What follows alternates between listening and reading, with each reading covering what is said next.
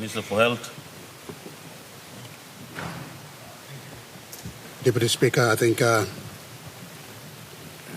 let me take this opportunity to also congratulate our hardworking Works Minister for the report statement he presented this morning. If you look at our Constitution, I think in the preamble, taking cue from our senior leader from above, I think it states that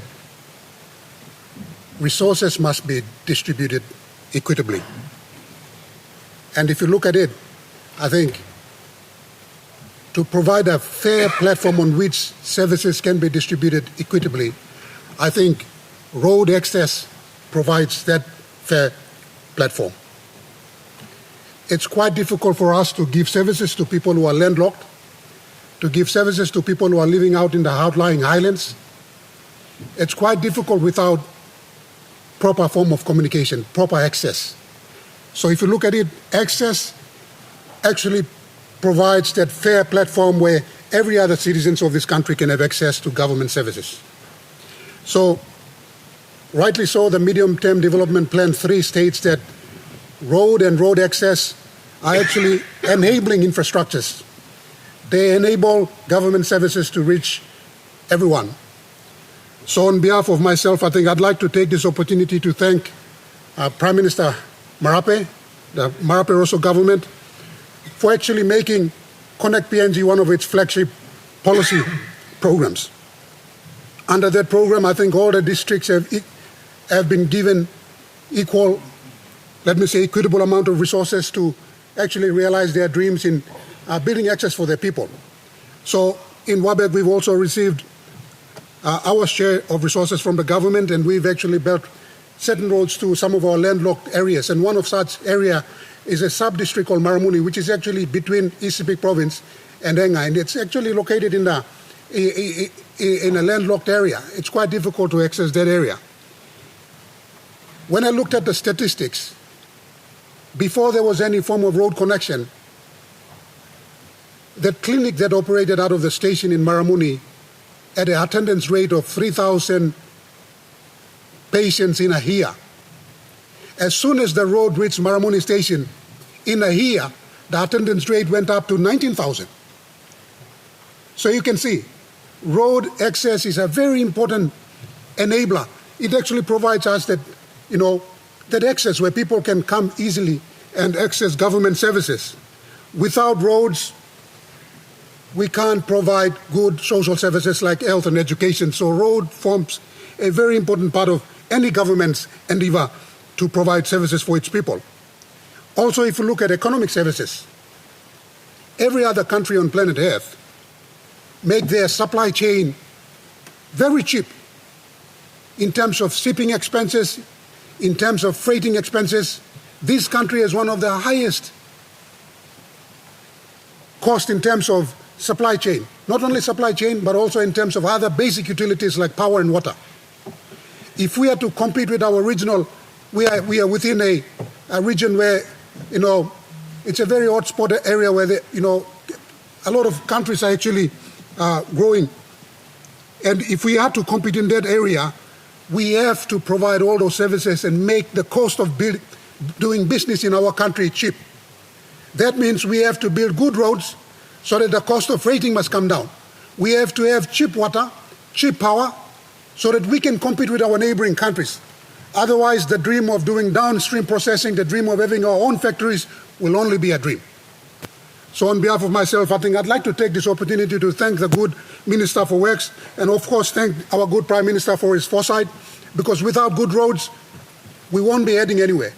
We have to have good infrastructure. Once we have good infrastructures in place, it will be easier for our businesses to compete and do business. Also in saying that, I think I would also raise some of the points raised by our leader from above. I think we need to distribute the contracts to a lot of our contractors. If you start giving contracts to only a few companies, what that means is that they start to trap wealth, because their basic expenses are only so much, and after they've met their basic expenses, the rest of the money are actually trapped. and more often than not, they're moved overseas. But if you start spreading out contracts to a lot of people, they tend to start spending in our economy. And it starts to create that cash flow, and our businesses will strive, our economy will work. So that's, I think, one of the things I would want to raise. Connect PNG program is a good program, but we must start looking at our own local contractors. We must start, building up their capacity. In saying that also, it comes back to us that, Papua New Guineans who own contractors to do honest jobs. There's a lot of contractors who get money and walk off with the money. There's a lot of them. And we have to be honest with ourselves.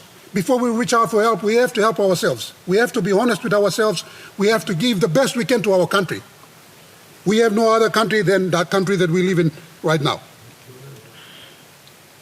Also, I think in terms of the Connect PNG, if you look at the map, all the corridors seem to be heading down south. But all the economies are happening up in the northern hemisphere, in the Asian area. And I don't see the northern corridor. I've always been talking about the Pacific Highway, and it's not reflected on our map here. And I'm a bit discouraged. All the shipping ports are coming from that region, and we need to put that as one of our priorities. We need to connect the northern corridor. All the corridors are coming towards the southern area. I think that's one thing that my grievance that I have to raise today and bring it before the Works Minister. But in saying that, I think I'm really happy, and I'd like to take this opportunity to thank the Works Department. I think when I started building my own roads, there's different kind of thinking in the Parliament, something that we should give contracts out to our local contractors, which is good.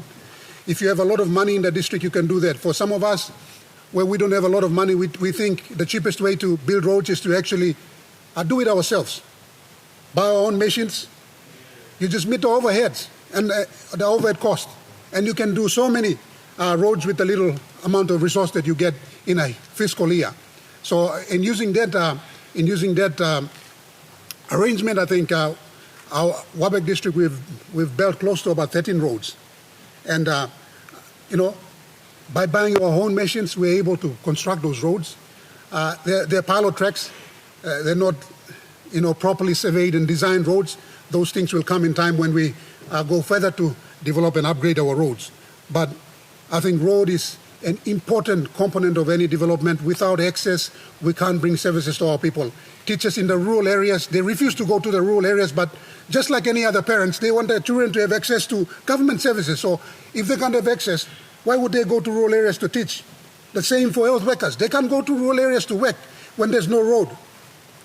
So I think Connect PNG is a signature or a flagship program which, the current government, the Marape Rosso government, has brought on board, and that program has actually transformed the lives of ordinary Papua New Guineans who deserve the services as much as the rest of us who live in urban areas do. With the Connect PNG program, the rural areas are being, connected. The isolated areas are being connected now, and a lot of people are having access to basic government services. So let me again congratulate the Marape Rosso government and congratulate the current minister for the hard work he's put in, and also the secretary, the work secretary, is one secretary which a lot of us ridicule and a lot of us criticize, but it's a difficult work to do, and I think he's done well so far. So in saying that, I would like to take this opportunity to congratulate him and all his hardworking workers from Works, and thank Prime Minister and thank the Speaker for giving me this opportunity.